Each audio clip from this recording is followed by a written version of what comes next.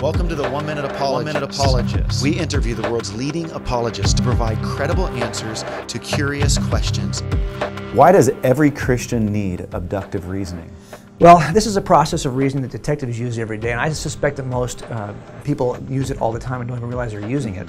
It's a process by which I walk into a room and I make a mental list, or even a written list, of all the evidence in the room.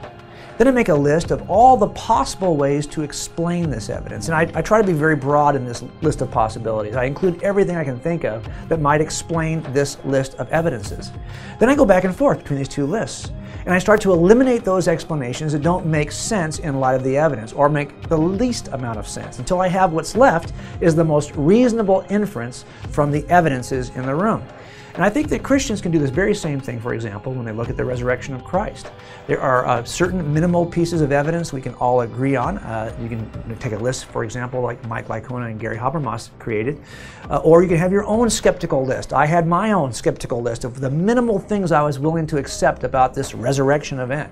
Then I listed all the possible explanations. Were they lying about it? Were they fooled by an imposter? You know, any number of ways you want to list the possible explanations for this minimal evidence. But going back and forth between these two lists allows you to kind of cross out which is less reasonable. And every explanation has some liability. But I think if you do that, honestly, with the resurrection, you end up with an explanation from Christianity that only has one liability, the liability that it has to be possible for a man to rise from the dead. And if you are willing to accept that, leave your mind open to the possibility that something supernatural can happen. Don't start off with a presupposition that eliminates that possibility out front. That does end up being the most reasonable explanation in light of the evidence. So that process of abductive reasoning will actually lead us to the truth about the resurrection.